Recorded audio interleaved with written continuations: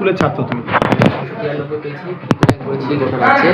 আর হচ্ছে আমি যখন রেজাল্টটা শুনলে তখন কেমন আনন্দ হচ্ছিল?